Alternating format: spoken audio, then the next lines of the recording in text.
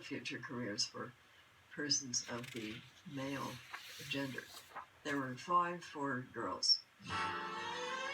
Let's see if you can guess them. Nurse, public school teacher, airline stewardess, that was a new one, new, very glamorous that time, got the pillbox hat, secretary, and home economist. I was 15 when Elvis Presley made his debut. This was the era of sock hops, of going steady, of drive-in movies, of well-meant articles by grown-ups about the dangers of necking and petting. Take me home! The pill was far in the future. Girls who got pregnant disappeared from sight. Gee, I haven't seen her since she left school. Either they'd undergone abortions, which had killed or mangled them, or they'd had shotgun weddings and were washing diapers, or else they were hidden away in homes for unwed mothers. This was a fate that needed at all costs to be avoided.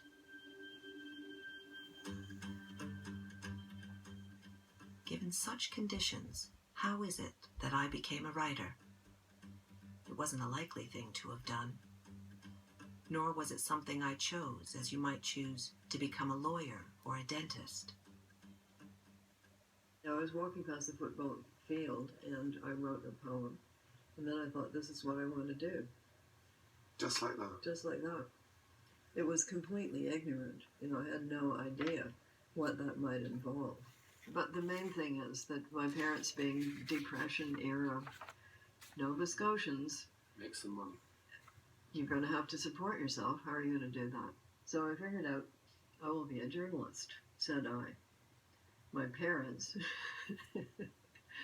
dredged up a real journalist who was some third cousin or other. We had a lot of us, and invited him to dinner to tell me about journalism and obviously dissuade me from doing any such thing. And what he said was that if I worked for a newspaper, as he did, as a female person, I would end up writing the obituaries and the ladies' pages, and that's it. So I thought, okay, I'm not going to be a journalist. I guess I'll just have to go to university. I was 17 when I enrolled at the University of Toronto. The year was 1957. Our professors let it be known that we were a dull lot. By and large, they were right. The boys were headed for the professions. The girls for futures as their wives. But there were also the others. The others wore black turtlenecks. They were few in number, often brilliant, considered pretentious, and were referred to as the artsy-fartsies. At first, they terrified me.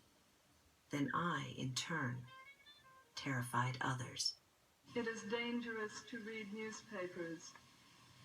While I was building neat castles in the sandbox, the hasty pits were filling with bulldozed corpses, and as I walked to the school, washed and combed, my feet stepping on the cracks in the cement, detonated red bones.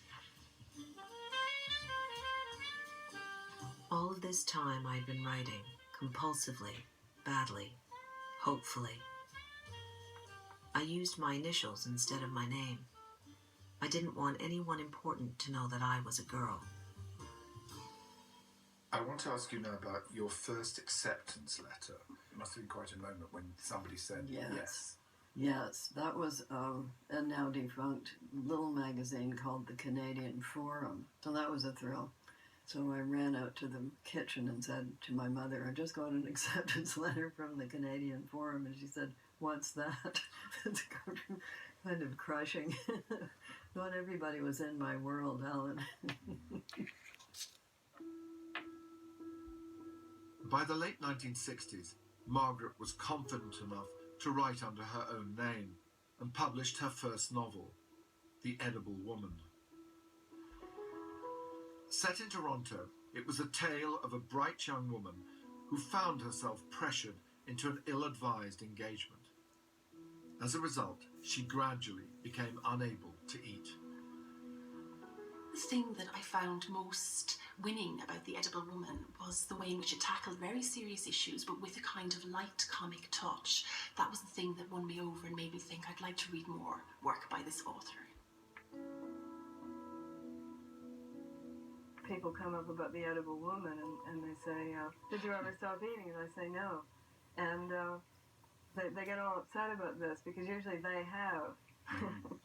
Yes. You know, usually they have had the experience that I have written about, and they can't figure out how come I have written about it without having had it. But it's very simple. You say, well, did Agatha Christie really commit all those murders? Yes. It wasn't just the subject matter. The Canadian setting was also unusual. The setting of Toronto really just jumped out at me. And I later, as an academic and a scholar, discovered that one of the early drafts of the novel